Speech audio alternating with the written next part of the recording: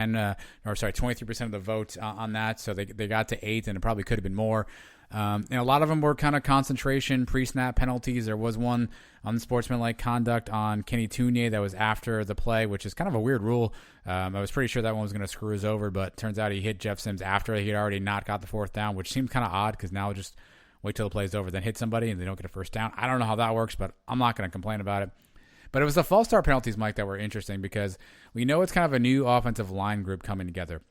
But we saw a handful of times that the receivers on the outside actually got called for penalties or not being set or being offsides, which is not something we saw a ton of last year, which makes me kind of wonder. I got to suspect, Mike, that's a situation where maybe the Georgia Tech coaches and coaches will do this.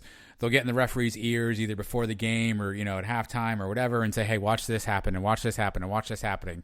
Because the way they kept calling the, not being set on the outside, it almost made it seem like maybe Jeff Collins went and said, hey, those guys don't ever get set up. Keep an eye on that for me. And then the refs were kind of looking out for it and called a few of those. But we also had some on the offensive line as well, Mike. So I was really hoping to see penalties cleaned up a little bit.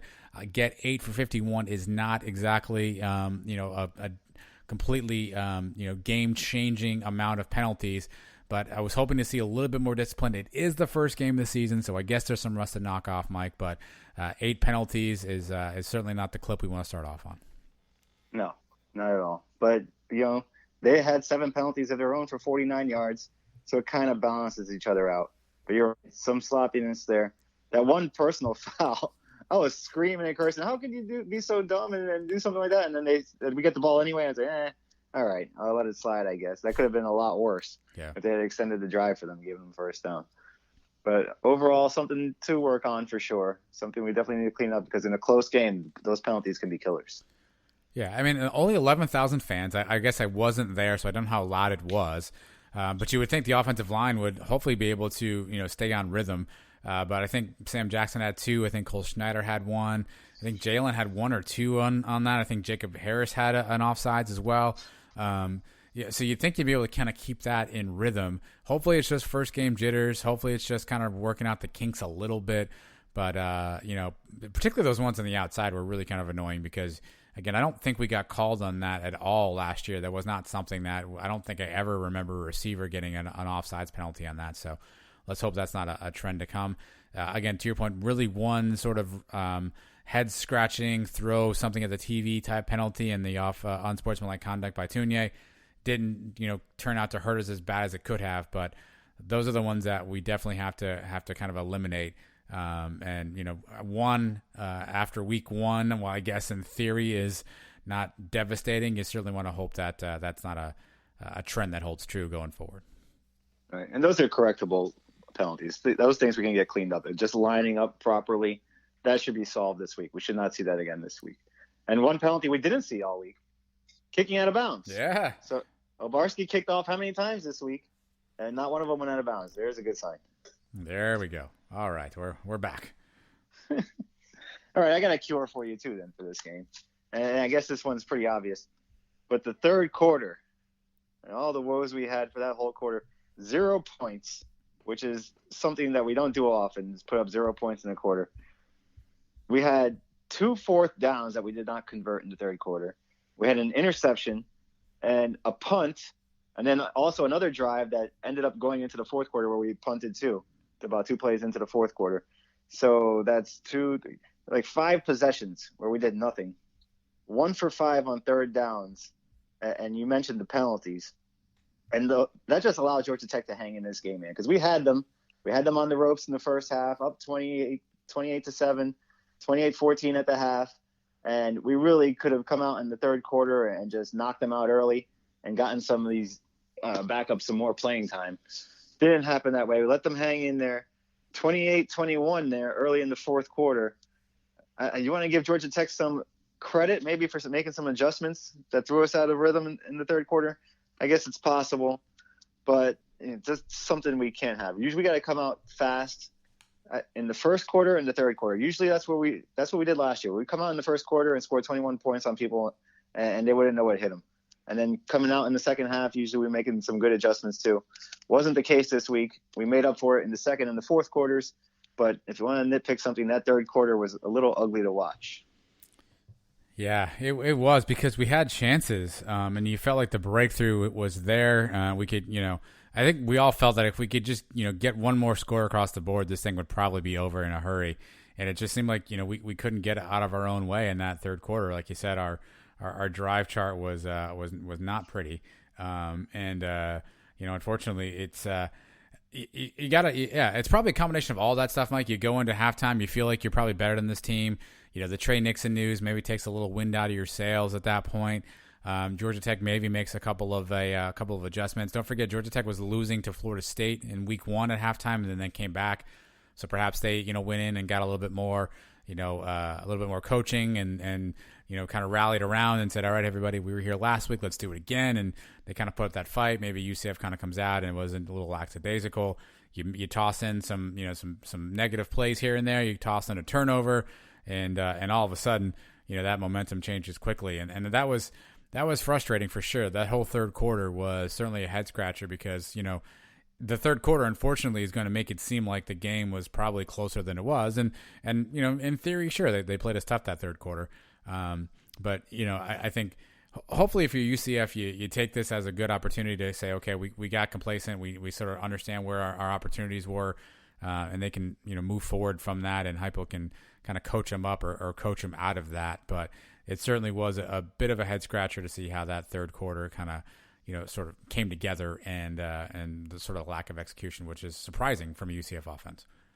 Right, and it was really just one play away from snapping out of it, like you said, because there's a couple fourth downs, a 4th and 3 and a 4th and 5 on their side of the field, where we convert that and the drive goes. Maybe we turn those drives into touchdowns. It just didn't work out for whatever reason, and just a couple of little sloppy things, penalties setting us back 5 yards here and there. Those are things we can't have. So we get that cleaned up too, and then eventually we'll see a full 4-quarter domination game, which hopefully is coming up this week. All right, my last category, I'm gonna call this a liberty. It's probably gonna be a tad controversial because it probably could easily be a peach, but I'm really gonna hold one thing as a reason why. I'm gonna say the performance of Dylan Gabriel is liberty to peach-ish. It's in that little range. I could really go either way. I'll start with the negative first. The only thing that I was concerned about were the turnovers. We saw obviously, last year when we played on the road, Dylan made some turnovers, and that ultimately was what got us a little bit out of sorts. And those are some of the keys to the losses. We saw one bad interception. We saw a fumble early on in the game as well. And so the turnover stuff, hopefully we have that under control. He was 27 of 41. So we had a pretty darn good game. Maybe it was a peach after all. Maybe I'm being too hard on him because, the turnover stuff is you're hoping to see him play a clean game. And I think by and large he did. I was surprised how many incompletions he had when I went and looked at the stats, but I guess, I don't recall him missing open receivers. I don't recall him missing on a throw. If anything, it was throwaways or tip balls or whatever. But I guess I'll say this. At UCF, we're pretty freaking lucky that we basically went from, arguably the best player we've ever seen in UCF history, a guy who took us to a national championship, who was, on Heisman list and was one of the best quarterbacks in college football. We lose him to an unfortunate injury, and what do is we reload with this kid who is probably just as good, just as talented, and has a ton of room to continue to grow and get better. How many schools are doing that, Mike? Every year you see kids graduate and programs take a step back, and all of a sudden they don't have that quarterback. How lucky are we that we went through a pretty dark period losing McKenzie, and out of nowhere comes, and maybe not out of nowhere, but here comes Dylan Gabriel, and it's like we haven't missed a beat. And again, he played lights out. Like I guess maybe I shouldn't hold those 2 turnovers against him because ultimately it didn't hurt us too much. But 400 yards, 4 touchdowns. Like we talked about, he ended up netting 30 yards on the ground. He still made a couple of plays here and there where you're like, what are you doing? But overall, Mike, the kid just balled out. I know it's easy to pick the quarterback every week and say, look what the quarterback did. But I think he really showed himself on a big stage. Some of those deep balls he threw, Mike, I mean, they're literally dropped in the hands of the receiver. You talked about his 2 touchdowns to Marlon Williams. it's almost like that the old Madden glitch where you throw it through a defender, because he literally went through the arms of the defenders in Georgia Tech, where only Marlon could get him both times. Through some pinpoint accurate passes from distance under pressure. The kid just played. Maybe he's a peach. I take it all back. He's a peach because the kid just played phenomenal. And again, I was just more in marvel of how lucky we are as a fan base that we went from the best player arguably in UCF history, a devastating injury. Where are we going to go from here? And literally, this kid comes in and it's like nothing's ever missed a beat. And big testament to Dylan for everything he's gone through. He had to learn as a freshman on the field. Replacing a legend in Mackenzie is never easy, who also is a friend of yours, somebody you went to high school with, somebody that you're close with, and learning a new offense, expectations, being a young guy and a veteran team. Dylan Gabriel is probably peach-worthy, Mike. Let me give Dylan my peach. That's it. I talked myself into it. He's peach. All right. I was going to go with you with the Liberty because of the 2 turnovers, but when I bump it up to peach, that's fine. He had a great game. Looked good. The first time he ever threw an interception in the game, and we still won, right? Because last year he threw 7 interceptions. All of them came in the 3 losses. Yeah, good point. Yeah. So at least he got that out of the way now.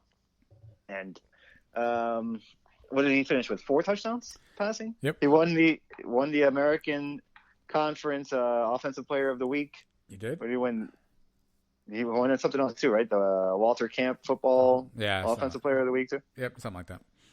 So, hell of a performance. We mentioned him being able to run the ball now this week too. So that added into it. Just cool customer. And then how about after the game, saying that we're the best team in Florida? Questioned about it again today. Stuck by his guns. Said I said what I said, and that's it. So you like the confidence? It's oozing out of the kid now. He's only going to get better. Remember, this is only week 1 of his sophomore season. We still have a lot of Dylan Gabriel to watch over the next few years, and I can't be more excited to see him, man, because the kid is electric out there on the field. He can do it all. Yeah, people talked about, will he take that year 2 leap that we've seen? I always hate to, just to say because somebody else did something that everyone else can do the same thing, right? Just because Mackenzie took a leap from year 1 to year 2 doesn't necessarily mean that every quarterback ever will do that. And so I think there were some expectations on Dylan, but I think through week 1, Mike, he passed those expectations, and probably surpassed those expectations with flying colors because, he just played lights out. I think for those people who were not familiar with him, I often judge things by people who don't know. And so I have an older gentleman who was at my work, went to a Big Ten school, actually walked on and played O-line at a Big Ten school. And he's known I'm a UCF fan, and so he texted me halfway through the game and said, "Your boys are pretty tough." And then when I saw him at work today, he said, "Man, your quarterback's really good." And so I think that's where we're at is Dylan and Gabriel and UCF continue to earn respect, but I think Gabriel kind of came out the main star of that game, and rightfully so. He played fantastic. Yeah, he's just going to get more and more accolades as the season goes along. He's going to get more attention, and maybe he will get some Heisman votes this year, which would be impressive. Where did Mackenzie finish? 6th after his sophomore year, or was that after his junior year? Sophomore. So I mean, because sophomore year he won that award, the Archie Griffin Award, I believe, which is kind of like the best player in college football, but not the Heisman Trophy Award, or whatever that is. Right. So Gabriel's going to be up for these awards. He's got to keep it up. We got a long way to go, but he's off to a great start. What do you got for your third? I did my 3 already. You did your 3? Yeah. Huh. I did my 3 too. Look at that. We are done. I don't even know. I don't know where we're at. I'm so excited about Dylan Gabriel. I don't even know where we were at. But look, all in all, I mean, a lot of positives to take away from the game. I mean, certainly, there were some toe stubbing here and there, but for a week 1 victory against an ACC opponent on the road under unique circumstances. Certainly there are a couple things here and there that you're probably not pleased about, but overall, a lot of good took place. So I think UCF Kingdom this week, Mike, happy. Would you agree? Yeah, there's no reason not to be, unless you wanted 65-0. I mean, yeah, I told you guys we had the first game of the year. Maybe see some rust in there, and we saw a little bit here and there, but overall, a very good performance, very promising.